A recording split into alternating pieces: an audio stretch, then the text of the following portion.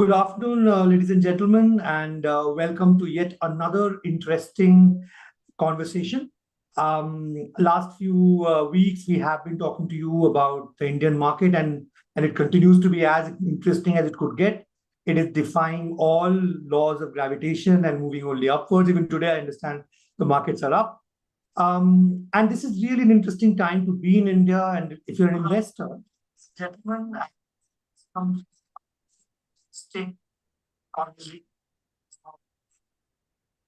I think what is really becoming interesting is as an investor, you're really looking at an extremely crucial point of the Indian economy. I think you're looking at very, very new variables coming our way. And I think it's important that we really engage with some of the best minds in the industry to tell us as to what is happening. And this afternoon, with me, I've got two of my colleagues from HSBC Asset Management Company, Chino Gupta and Mahesh Chabria. Welcome, Chino. Welcome, Mahesh, to this call. Yeah, hi, Simon. Yeah. Super. So, Chino and Mahesh are joining me to talk about what is the Indian capital markets. I think I'll start, Chino, with you first. Chino, what is really happening? What really is happening in the Indian market? Equity is going up, debt is going up. Nothing seems to be stopping. I think all standard logic of investment appears to be defied by the Indian market. Very true, Saibal. I think day in, day out, we are ourselves discussing the same thing. And these are interesting times for the Indian market as such. And per se, I think the most important thing this year is the election, right? This being the election year becomes very critical. Only the good thing for us as portfolio managers is sitting here in 2024. Maybe we are not as scared to make our portfolios the way we have been in 2009 or in 2014, when we weren't even sure whether we'll get a stable government which can last for some time. So I think this is a blessing for us that it being an election year, we are forming our portfolios and there is not as much nervousness in the market. So obviously there will be some caveat that it's election, we don't know what will happen, but still the expectation of the policy continuation, I think that sets a comfortably good backdrop. But apart from that, Saibal, if I have to tell, what is it in India? There's a structural story which is shaping up for India. So it's not one or two things which are working for India this time.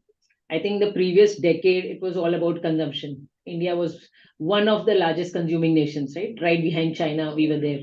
Apart from that, several other things are falling in place. And perhaps this is one time where I can say that it's not just one, two, three, but a list of these that you can see here that I've shared. So it's domestic consumption, it's government reforms, right? I'll obviously talk more about the government reforms later. It's foreign investment, which is now eyeing India as something concrete, especially because of the TINA factor, no alternative factor, where countries right from developed nations to even China are losing their supremacy.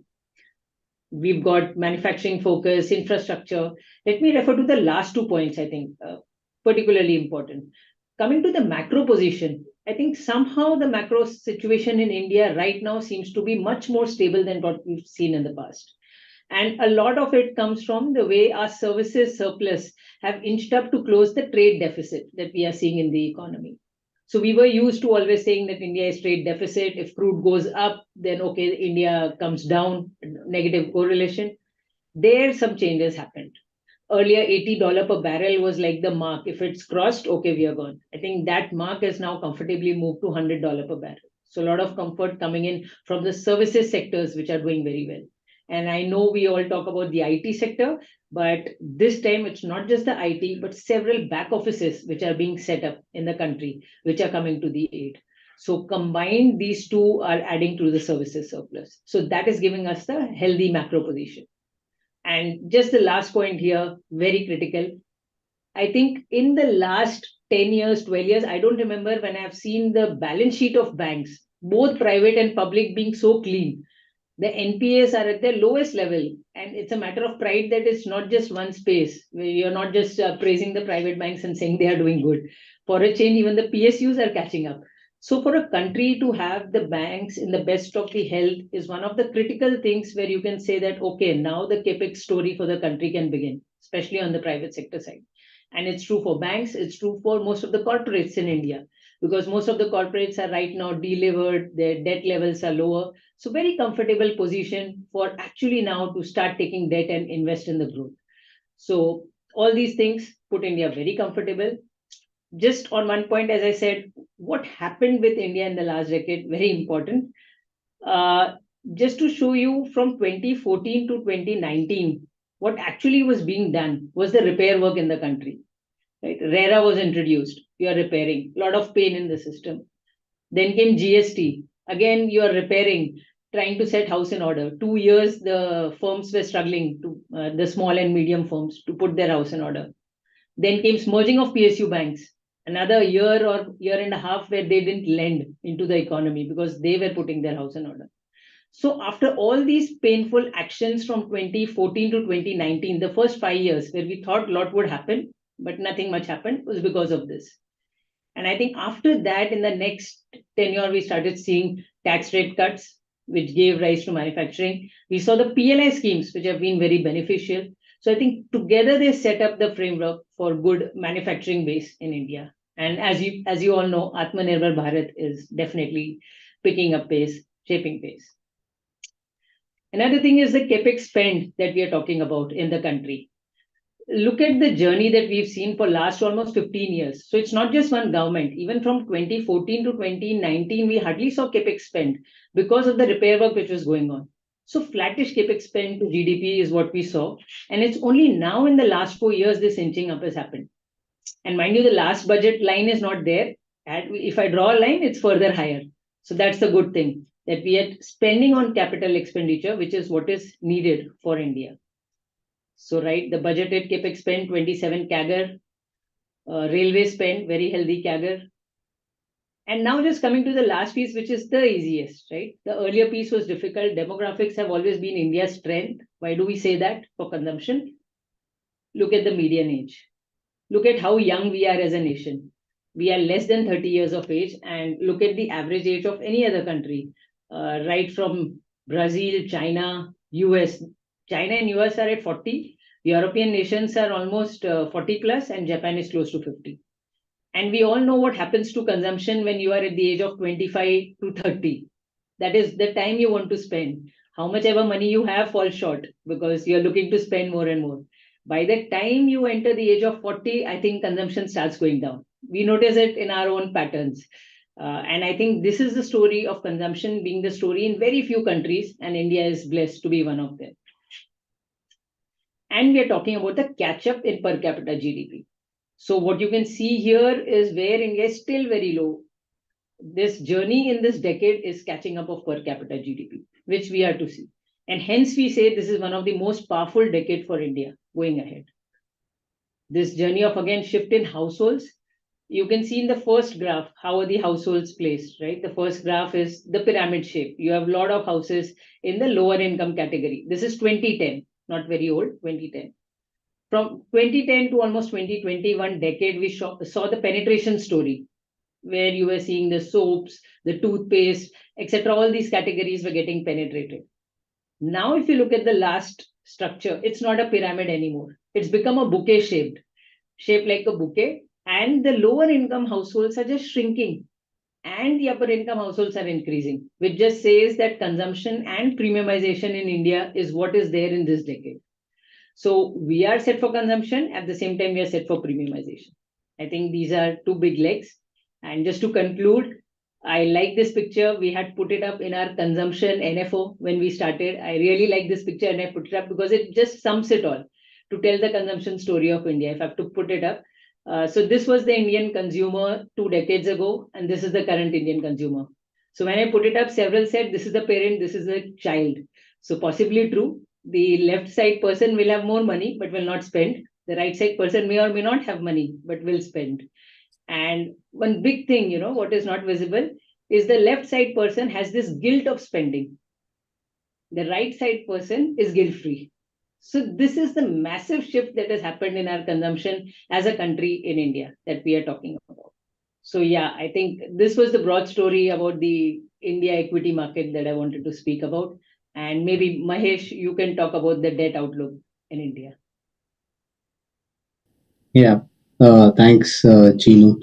So taking cue from Chino, I mean, yes, the next 2 to 3 years for debt are looking very positive in terms of the change in the rates cycle. We are moving from a tightening cycle to the easing cycle. I mean, most of the central banks have indicated that it's gonna be time for pivot now. I mean, if we see the recent changes as far as India is concerned over the last monetary policy, which was held in December, to the monetary policy which was held, the result came out just yesterday. Things have changed, shifted dynamically. I mean, we remember that December monetary policy, the governor had given the market a spook of OMO sales. That was a time when liquidity was also a little bit moving a little bit from surplus to a little negative. But now that has gone past us now, and uh, we are now seeing a huge deficit in the liquidity right now. Moreover, that I mean the positive factors, the global bond index inclusion. I mean that can just bring in around 30 to 40 billion dollar inflows in this month, in this year. I'm sorry, in this year. Uh, Apart from that, I mean the real rates are really attractive for a country like India right now. I mean we are talking about 65 to 75 basis spread. So 10-year currently is trading around 710, 712, whereas your overnight rates or repo rates are at around 6.5. So, I mean, real rates really attractive. GSEC supply demand dynamics have changed post the new budget, with the interim budget which was announced on 1st of Feb. The finance minister gave a positive surprise by giving in a lower borrowing number this year. And with the additional demand from FPIs, we think that the demand supply dynamics will be in the favor for the debt markets. So I think overall, with CPI inflation now being in the comfortable zone within the RBI's mandated band, and the robust macroeconomic backdrop, and which was explained by Gene also, we think it's a very good time, the next 2 to 3 years for the debt markets in India. Super. I mean, thanks, Chinu and Mahesh, for that opening perspective. Frankly, earlier in January, we were talking to our global chief investment officer and the Asia Pacific chief investment officer, and both of them talked about some of the structural features of the Indian economy, stroke the markets, and how they are sort of poised to get into a very long-term growth story kind of a thing. And I think your perspective on the nuanced piece of India, especially on demographics, on how the interest rates piece is playing out is very, very interesting. But what obviously is intriguing is conventional logic has always said that when equities are going up, debt returns are usually muted. But here is a time when all asset classes seem to be going up, and there's this entire conversation around multi-asset investment strategy. So what is your thought process around this? Does it really make sense? Is this true? Is this a short-term thing? What are your perspectives around that? So I think very good question, Saibal, especially because when equity markets look good, everybody just wants to invest in equity market. And we being equity fund managers, I think we'll be more than happy to get it going. But somehow that's not the case. And I think I would want to just get people's thought process around this. So whenever we ask, you have to make a good team, what can we think of? We always think of we need some aggressive batsmen that normal times they should get us good runs quickly. They can be our opening pair, the following pair. We want those runs very fast. Okay. But then we need the dependable batsmen. That good or bad times, they should get us runs because anything can happen to the first category, right? If they get out. And maybe we are talking about a third type who normally wouldn't even come to bat. They are not required. But if at all times turn adverse, something untoward happens and they are called upon, they can do their job, maybe even throw up some fours and sixes and get you the score there, right? We would want that. I know it sounds very unreal, difficult, but what we are saying is this is like the combination of a healthy team. You need everyone. You cannot just go in with one particular type. And because it fits in so much in our psyche when we talk about sports, I think the same thought should be applied to our investments.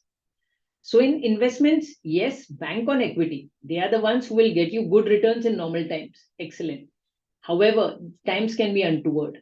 And especially when the markets go up so rapidly, we don't rule out corrections. Correction can be in the form of time correction, one or two little bit, 10% kind of correction can happen. But dependable category like debt in your portfolio will ensure that the jitters are kind of balanced. And the way I said, maybe in the team, it's dream that you have that kind of batsman who comes in when times are adverse. But in asset class, this is really possible. So imagine the most untoward thing that can happen.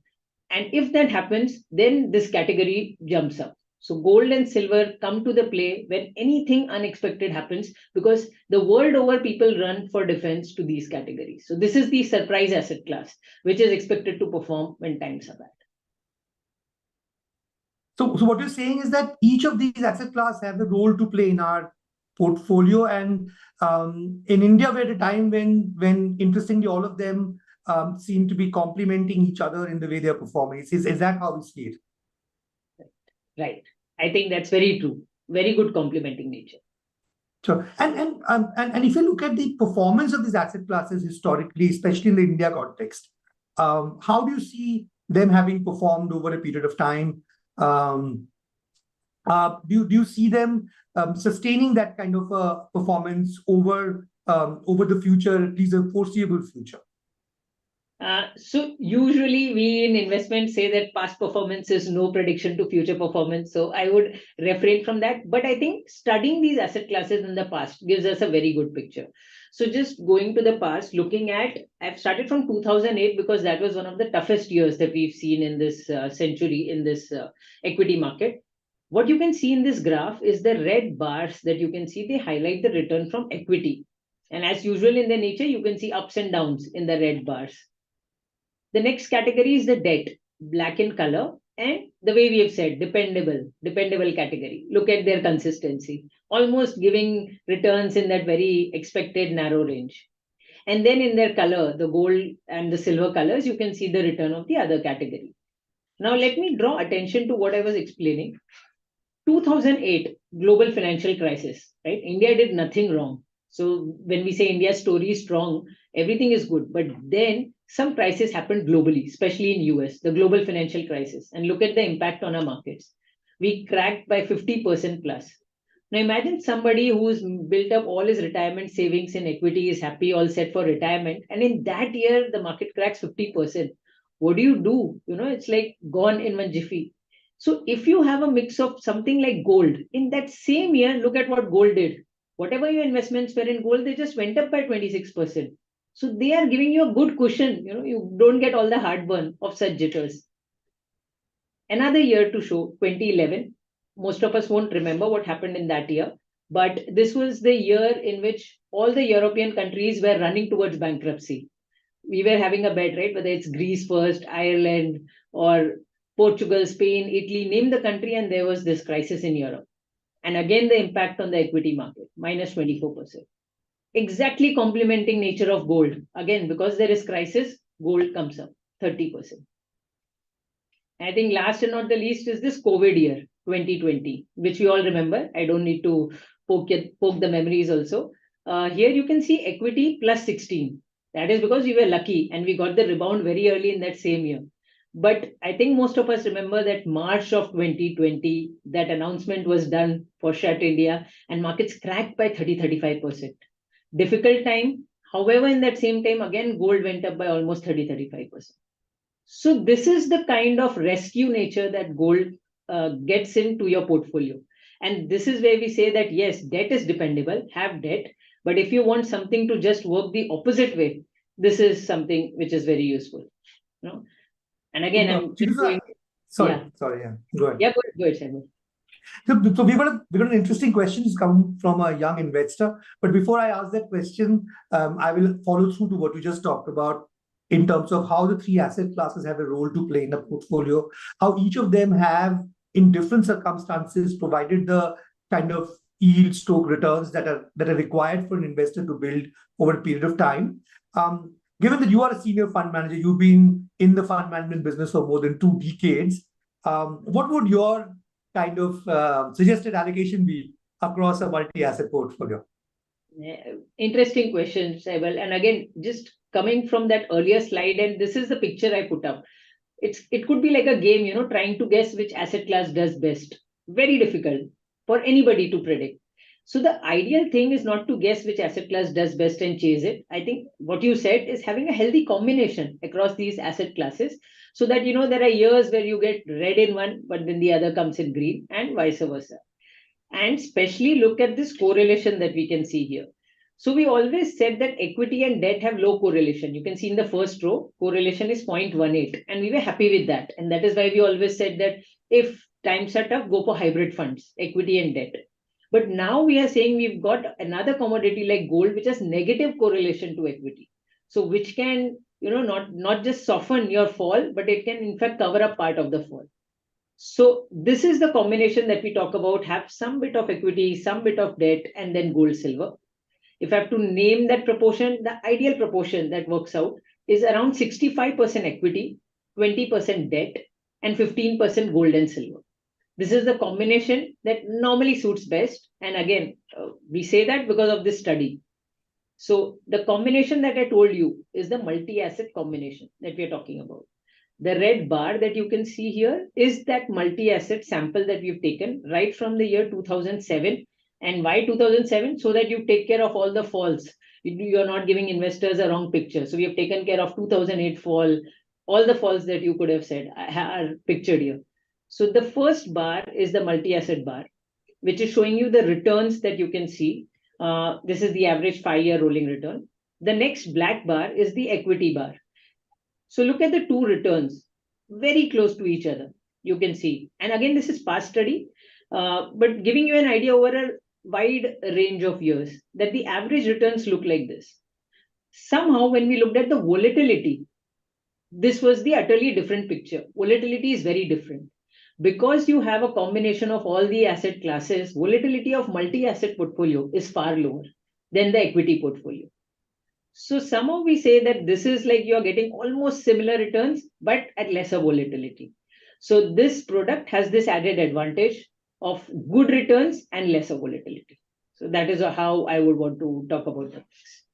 That's very interesting. So the asset class that you're investing into in a portfolio like this, it does not only have a role to play in the returns, it also has a role to play in the level of volatility the portfolio would achieve. And I think that is very relevant to a lot of retail investors who invest on a regular basis. Often markets, when they fall or they're very high, it becomes a cause of concern for a lot of investors. I think this will be a very interesting sort of position to be in. So we know, of course, that HSBC Asset Management is launching a multi-asset allocation fund. And there's an interesting question, like I said, about the fund. But why don't you tell us a bit about the fund before I come down to the question? Yeah, right, Saibal. And I think a very good time to talk about this fund, timing wise, knowing we are at a year where equities have given their very best. We do understand the nervousness that investors would have to invest in pure equity. So we are telling you that the structural story for India is good. We do want you to be invested in equity. At the same time, we know there could be jitters because of high valuation. And hence the idea of going in with a multi-asset allocation fund. You participate in the equity story, but you have certain buffers built in. So that even if market is volatile this year, it takes care of these volatilities. So yes, this is the HSBC multi-asset allocation fund. And the way we said, this is the combination we are talking of. And the actual mix that we would follow is this. So equity allocation would be 65 to 80%. Why 65%? Because the taxation of the multi-asset scheme is decided based on the equity proportion. When you have 65% minimum equity, the taxation that is applicable to this fund will be the equity taxation, which is right now one of the best taxations in India. And again, right now is the important word. Rules keep changing, but as per the current rules, equity taxation is best, and that is how this fund will be taxed because of 65% minimum equity. The next category is debt, where the investment would be from 10% to 25%, depending on the cycle. And I think right now it's a good cycle for debt, so we should be closer to 20%. And gold and silver will be investing through ETFs. That is the idea again. 10 to 25% allocation in gold. That is what we would want to look at. And another enabling provision that we have in the fund is arbitrage. Now, let me tell you what is this. So when we say equity is 65%, yes, that is the allocation. However, if there is, suppose, a very negative development, maybe globally, so I know that when I'm talking about this, there are already 2+ wars going on globally. What can be more negative? But still, if at all something bigger develops in which maybe we also get embroiled, if something like that happens, or a political development right after the election, some big political announcement happens because of which we develop a negative view on the market, say for 6 months to 9 months, whatever. In that time frame, we will use arbitrage within the equity. So it can get your net equity allocation down to even 40-45%. So we are trying to limit the downside impact on your portfolio. If at all we develop a very negative view and we want to cushion the equity further, we'll use arbitrage. So again, equity plus arbitrage will still be 65%. So taxation continues to be equity taxation, but net equity exposure can go down in that scenario. Interesting. So I'll come to the question now, Chinu. So one of our, I'll assume a young investor is writing saying, for a young investor, an early jobber, what value does the HSBC multi-asset allocation fund provide? So I think it's a good question. I would refer to the timing of the entry into the markets for a young person like you. The way we are saying equity is definitely needed. So equity proportion in your investment should be higher. At the same time, because you're just starting on your journey, we don't want to give you a jittery start. We don't want to make you start at the high in the market with a pure equity fund. So get started with a fund like this. It's your beginning of the journey. And I think this fund can give you a good balanced mix of across asset classes and hence get down those jitters that any new investor would have in the market.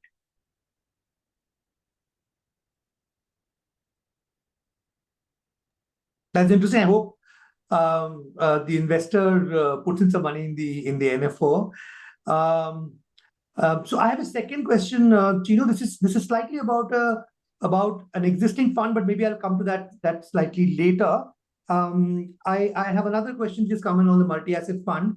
Again, an interesting question. This says this multi-asset fund will make sure that there is always some exposure to gold and silver, or would there be instances where gold and silver could be zero? What is the minimum percentage of gold and silver this fund will try to maintain? So good question. The minimum allocation that we can do to gold and silver, it being a multi-asset allocation strategy and defined by SEBI, is 10%. So we can never go down below 10%. So you rest assured that at least 10% will always be in gold. Maximum exposure that we'll go in gold here will be gold and silver combination will be 25%. So that is the range we'll be operating in. Today, as I said, we'll decide upon equity, what is it, depending on the debt allocation, whatever remaining portion is there works out to be gold and silver. Looks like between 10 and 15% could be the number to begin with.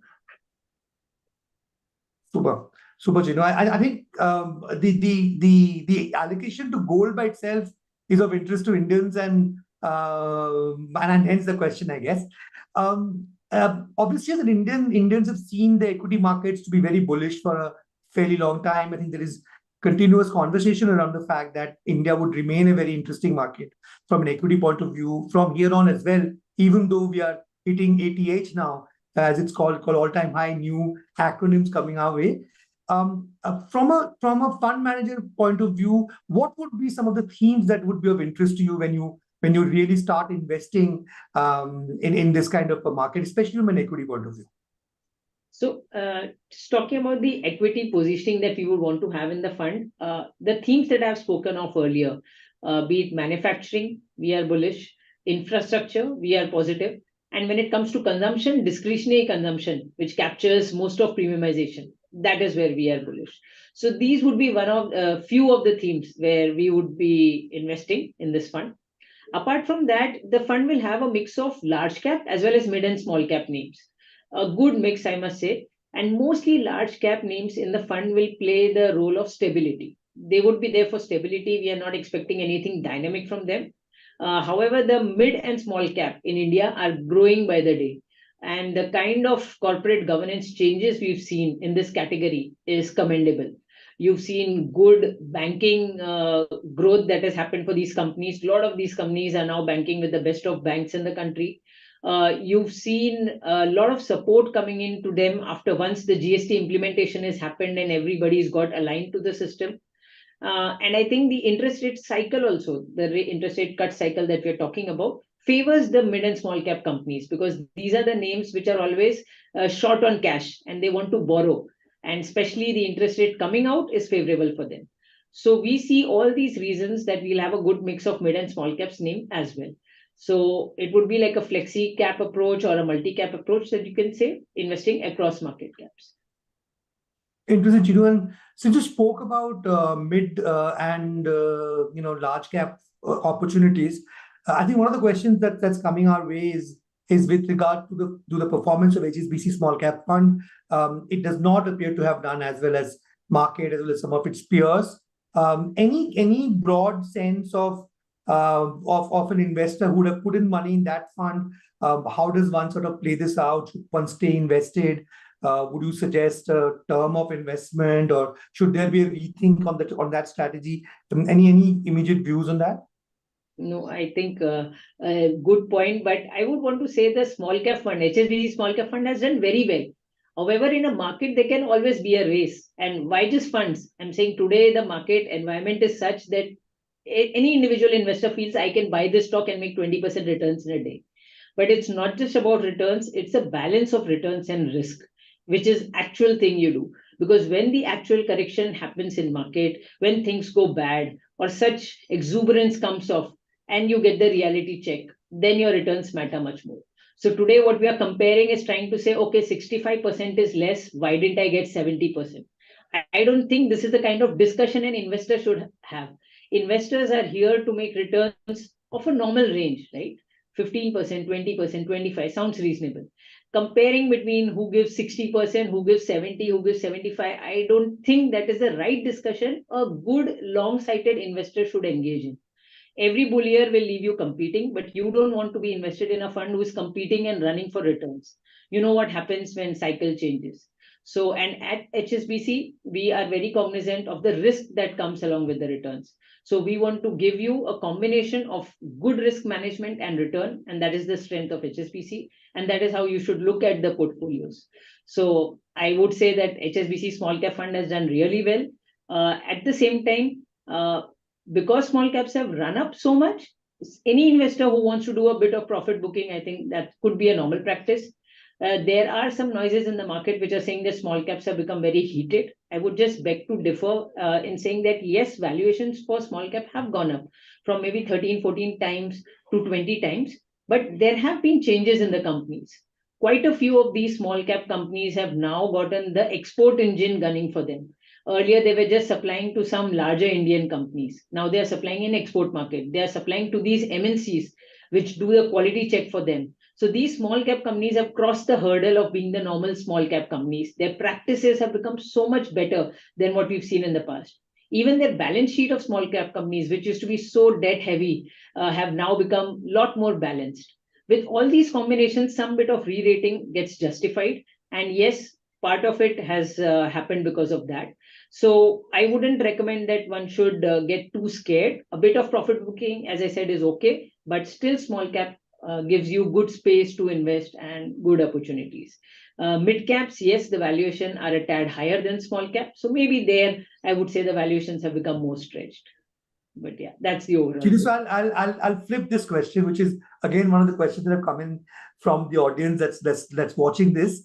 And of course, an obvious comparison is with the multi-cap fund, where we've done obviously exceedingly well. I think what 50% returns is how it looks at this point in time. And the question really is that what would be the projected returns for the multi-asset fund in comparison to the multi-cap fund? I know it is. I know that we don't usually give out what the projected returns are, but generally, would you give us a sense of how they are expected to sort of perform broadly? So idea of getting this fund and talking about when I showed you last, so this is like a normalized picture that one would say. So even equity, we are talking about on an average 11% kind of return, right? You have those good years, you get very good return, but you can have bad years as well. So I am not talking about any number. All I'm showing you is the past. And past starting from a point where the correction started. So yes, it would look a tad lower. But multi-asset fund can give you returns little closer to equity, but a tad lower. I think that is the essence we are saying, but a lot of lesser volatility. So again, I would stress on the kind of returns you can expect from this category. I'm sure the investors are aware about the hybrid category of funds. So again, the returns here come a tad better than hybrid category because you have gold in it, in addition to just debt. So that is the essence. That is the return expectation that you should build. So we will not put a number, of course, to this. But one obviously would want to get good returns from this fund as But the well. way we did our allocation in multi-asset, we would, in multi-cap, we would want to follow that same thing in the equity part, at least for multi-asset.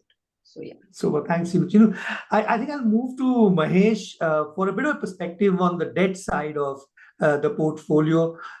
You spoke about the structural opportunity in debt in India. Tell us a bit about how you would look at debt. What are the key things that you think will play out in debt where you would want to participate in? Yeah. So, I mean, currently, if we see, I mean, the real rates are quite attractive I mean, as I earlier said, around spread is around 60 to 75 basis over the 10-year over the repo rate. And likewise, our strategy right now is broadly to invest into government securities, STLs, and AAA rated corporate bonds. So basically, what we have in mind is to generate alpha with various positive possibilities right now available in the market. Like we have the STL spreads, which are currently at the high right now, and we see a lot of players coming out with positive STL outlooks. So I mean the spread right now around 60 to 65 basis is quite attractive, and that can be used as to generate alpha. Other thing is spread with from GSEC to corporate bonds. Those have even gone high over the last 1.5 years. So we expect that to also contract a little bit going forward. Uh, in addition to this, I mean, the curve right now is flattish, and once we start getting closer towards the rate easing cycle, the curve will move in a slope, and that is where we can, have a bit of duration play and generate alpha for the investors. So, Mahesh, you see a range in where the opportunity will lie, where we can still generate alpha, even on that side of the portfolio. Yes, yes. So basically, what we will be targeting is right now we are looking to invest into, as we see, I mean, the rates will be easing quite soon. So we will be going higher on the maturity. And as and when we see the rates have run up, we will consolidate a bit going forward. Interesting, Mahesh. Mahesh, of course, and from an asset quality, Mahesh, do you see any challenge on the fixed income side, or even from your strategy point of view, what kind of quality assets would you want to sort of get into? No, I mean, we will be, focusing on the highly rated, I mean, the high quality assets, AAA assets, PSU bonds, private bonds, which are rated AAA. So don't think so there'll be much of a challenge in, getting alpha generated from those kind of assets. Super, thanks.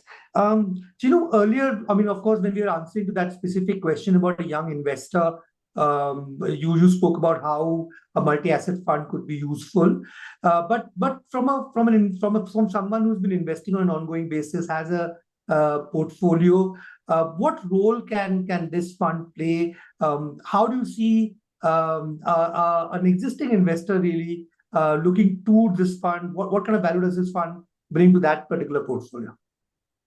I think good. I think it's a good question when we want to ask that why are we talking about the multi-asset allocation now, right? Why? Yes. So we are saying that let's take advantage of the asset classes which are looking good. Equity, as we all spoke of the story, and we are calling it India's decade. So I don't think any one of us should be in India and miss out on this India's decade by not participating in equity. So do have an equity-based fund. At the same time, this is an opportune time when even the debt is looking at one of its best. So debt has had its hard year behind, because whenever the interest rate cycle goes on, there are interest rate hikes. It's a negative time for debt. Now we are at the peak, not just in India, globally. And now the interest rate cycle is just turning benign. So one of the best times for debt, now we are talking any time between March and June that Fed could cut the interest rate. And yes, times look favorable. Mahesh has already spoken about the bond inclusion, the government, Indian government bonds getting included in global indices. Again, this is like one of the first that this is happening, and very good for debt. So one of the best times for debt. So invest in debt as well. That is what we want. We are greedy for our investors. We want them to go for equity. We want them to go for debt. And why gold and silver? I think very essential. In last 2 years, the number of conflicts that we've seen is just unexpected. No, we've had two peaceful decades where nothing much happened except maybe smaller things. And now what is happening is every year you're having a new conflict, and not just small, elongated, big scale conflicts going on. And at this time, one really can't predict what happens next. I really can't make a statement that nothing will happen in this year or next year, especially even the big names that we talk about in the world, whether they can't go on conflict. So in this scenario, gold and silver really look good, because these are very tricky times, uncertain times, tough times. So one should also invest in gold and silver, because they can be your safe haven. So perhaps earlier we never spoke about gold in the same breath, but I think last 2 years have all made us believe that gold is essential for investors in their portfolio. So again, as I said, greedy for our investors, we want them to invest in equity, want them to invest in debt, and want them to invest in gold and silver. And hence the idea of talking about this multi-asset fund right now. So super, Chinu, I think a very interesting perspective. And like all investment proposals that we put together and advertisements that we put together, we always have a disclaimer. We always call out the risks that we see. I think it's also important that we be transparent with our investors, get them a sense of what could be the uncertainties that we face, especially in the forthcoming future. One from an India context, and one from a global context. I know you've spoken about uncertainty in terms of wars, etc. But is there any economic event, etc., which you see might play out globally? And of course, from an India context, are there any concerns at all that an investor must be made aware of? I think one thing which we began this presentation with or talk with was the election. I don't think you can expect a bigger uncertainty than election, and we have it this year. So yes, as investors, we need to be cognizant of that. We do have an event, however certain we might feel, but it is at the end of the day an election, and people going to vote. One really can't predict. At the same time, if you remember when this government came to power in 2019, what was the first thing they tackled? It was not an economic reform that they focused on. They tackled the Kashmir issue, the Leh Ladakh issue. So that was the first thing that they put their eyes on. And again, there is a possibility that this year they try to tackle the toughest things first. So in all these scenarios, one has to be prepared that those events could happen. Globally, the way we are saying, yes, Fed is close to rate cuts, everything should go positive. But what if they still don't get enough data or evidence that inflation is under control? What if they still keep waiting? And don't forget, we're talking about the impending recession in US. It's been almost 1.5 years. We are talking recession could be coming. Even US is waiting for that recession. It's not been coming, but it could come in this year. So globally, we are waiting for that recession, which could be a big event. Although a soft landing is kind of accepted now, but still, recession in any case can be adverse. So I think these are 2, 3 things that are kind of known and we're talking about. Obviously, there are the unknown unknowns, right? Something like COVID lurking behind, you cannot really predict. So yeah.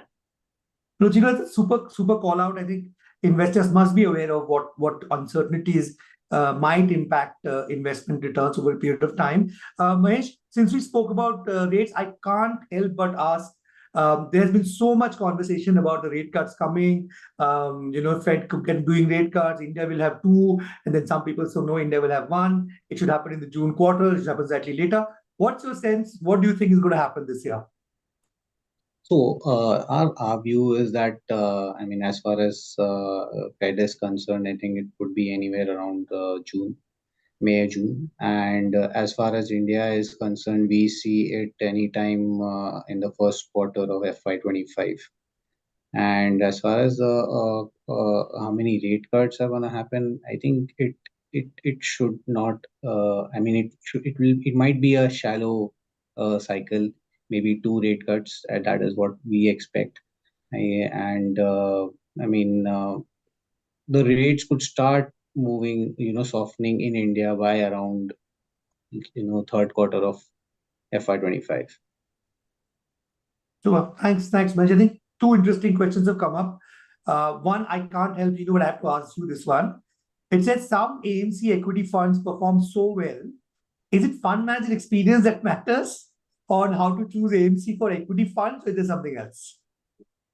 I think a very good investor, if investors can think about this, that is what we want. So what goes into a fund management is not just the fund manager. Definitely experience of fund manager counts, the way they've seen cycle, the way they invest, their style counts. Apart from that, there is a big research team that an AMC has who goes behind the stock picks that we can have. And at HSBC, we are blessed to have one of the largest, I can say, the research team. We have 8 people in our research team with one research head. The kind of stock coverage that we are doing here is more than 500, very large coverage of stocks, so that we can ensure and pick very many names. So usually large cap and mid cap do not demand that heavy coverage. But I think the way HSBC has its AUM placed, a good amount of AUM is placed in mid and small cap name as well. So we have a good amount of small cap coverage. So that depth of research is also one of very important thing that counts. So I'll guess, of course, the fund manager and all of you, of course, have a big role to play. But research, investment strategy, stroke philosophy, presence, understanding of the markets, all of these things have a role to play. It's difficult to pinpoint one. I think that's how it should be. But you can rest assured that the fund managers on this call have a large role to play in how the returns pan out eventually. Now, Chinu, since you spoke about mid cap, small cap, and our coverage of it, I've got another interesting question that's come up. It says, from a long-term investment horizon, is large cap fund better than mid cap or small cap or infrastructure funds?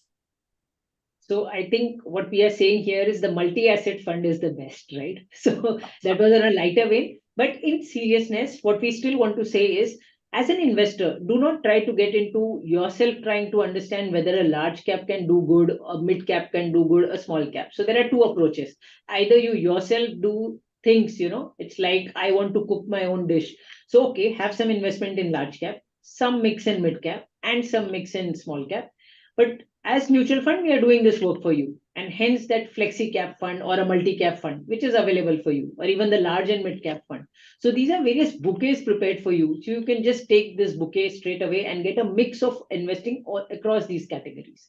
So I think for investors, this would be a more wiser and you can say hands-free, hands-off call that invest in such funds and do not try to do these various allocations yourself on your own. Interesting, Chino. I think as HSBC Bank, who obviously are a large wealth manager in India, I can very confidently say that you must rely on a financial advisor who can talk to you through the different opportunities available, the different risks available, the different ways investments play out, and then decide as to what kind of investment you should do. You must know that every category of fund has a role to play in your portfolio. What percentage of that portfolio will be allocated to a particular kind of fund, obviously, is a function of many things. So please, like Chinu said, it is best that you sort of choose to talk to a fund and investment advisor who can enable you take that decision.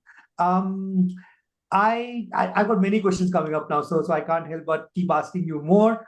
There's one question with regard to the categorization of this fund. I think I'll try to answer that question. It basically says that this fund appears to be a very balanced strategy. Why are we choosing to call it aggressive? I think I'll try to answer that question. We often look at the kind of risk a particular fund carries. We also look at the kind of investor who may want to take a position in that particular fund. When we call a fund aggressive, it basically has many, many elements to it. One of the fundamental elements that play out there is the share of equity, which is considered to be a higher volatile asset class. And wherever equity composition is higher than other asset compositions, usually those funds get qualified as aggressive funds, primarily calling out that customers who understand equity markets, customers who are comfortable with the long-term equity horizon, customers who are perhaps comfortable with slightly more volatility in an asset class, this fund really meets that category. Having said that, the balance strategy is at a portfolio level is a very different thing. All funds have a role to play in ensuring that you have a balanced strategy on your portfolio. So again, I'll come back to that earlier point. If you really want to choose and decide as to which fund you want to invest in, please go and talk to a financial advisor who would really be able to show you guide you through this particular journey. Chinu, the last question I think that we will take is, it says, what makes HSBC multi-asset allocation stay ahead of already established similar kind of funds with proven track record? Yeah, I think a very good question, which one must ask. And to start with, I think it's HSBC experience that counts a lot. Globally, the assets that HSBC manages, a big amount of it. So we are managing almost $200 billion plus in multi-asset already, as we are talking of globally. So I think with that expertise and that backing, that understanding, the house already has its hands full with that. And that's a very good reason that we say we are here. Apart from that, I think one must not say, but the way we've handled the multi-cap fund that has happened last year also speaks tremendous amount, the way I said, the depth of our coverage across large cap, mid cap, small cap. And in addition to it, when it comes to commodities like gold and silver, again, it helps to be in a house like HSBC where you can rely and draw upon the wide coverage of analysts across geographies, the large team that we have present globally. So I think with all these things put together, we have a very strong research backing reason why we are saying that HSBC can stand up. Super. I said that this is the last question, but I've got two more to ask. I guess people are finding this conversation very interesting. So a lot of questions coming our way. This was a very, very fundamental question. It says, what is the difference between flexi-cap fund and a multi-cap fund? Flexi-cap and multi-cap, not multi-asset, just to clarify. Not multi-asset, multi-cap. Okay. So a flexi-cap fund is free to choose between large cap, mid cap, and small cap allocation. And usually by nature, the style we have been following in India, I mean Indian mutual funds, is that flexi cap are more large cap oriented. So usually you will see that most of the flexi cap funds, I mean most, not all, obviously, are large cap heavy, more aligned towards large cap. A multi cap that way is a little bit more aggressive because there you necessarily need to have minimum 25% small cap, minimum 25% mid cap. So that minimum 25 says that minimum 50% has to be there, which says that approximately 55% could end up being there, which leaves lesser space for large cap. So a multi cap is like a more aggressive version of the flexi cap. Interesting, Chino. I, by the way, always ask that question whenever I'm interviewing somebody for a role in my team. I mean, there's an interesting question from viewers, especially on expectation from AMC. I must take this opportunity to share with all the viewers that the HSBC Asset Management Company at this point in time manages more than 110,000 crore of assets across the various funds it offers. The question from the viewer, and Chino, Mahesh, any one of you could answer, is does HSBC have plans to introduce sectoral funds like ESG, etc.? So I'm sure plans must be there. By when, we really don't know. But ESG is one of the focus things for HSBC globally. So I'm sure that sometime soon we would have that. Yes, absolutely, Chino. So I think as a group, HSBC is committed to being green. It is committed to the ESG agenda globally. I'm quite certain that you will get to hear about it at some point in time, hopefully sooner than later. Mahesh, this question is for you. It says, is it a good time to get into long-term gilt funds and target maturity funds? Indeed, yes. I mean, yes, as a house, we are also promoting that this is the right time to get into the longer duration funds. And for example, our gilt fund, I mean, it's been managed dynamically, and currently we will be at the higher end of the curve in terms of the duration and the average maturity that we'll be running. So as we have been saying that the next year and the two are going to be very positive for fixed income, and investors can expect good returns during these 2 years. Super, Mahesh. I think we have broadly kind of covered the questions that have come our way. The multi-asset allocation fund, of course, is a much awaited fund. Over the last few months, we have seen the interest in customers to get into a more balanced approach towards their portfolio. And given the kind of growth that we see, and I think this is happening in India after 2 decades, where virtually every asset class is on a positive run, it's important to really get into a fund which enables you to take the investment opportunity available in each asset class, but also ensures too that the volatility while investing is controlled in many manner. The multi-asset allocation fund from HSBC AMC is a very, very interesting instrument to really look forward to. Please come forward and talk to your financial advisor and definitely decide to put in some money here. It is going to be a great investment. Chiru, Mahesh, very, very thankful to you for having spent this time with us. We obviously wish you all the very best for the fund and for the investment decision that you take. And look forward to talking to you again very, very soon. Yeah. Thank you. Thank Thank you Saibal, for this interesting conversation. Pleasure. Super. Thanks, Chiru. Thanks, Mahesh. Bye-bye. Thank you. Bye. Bye all.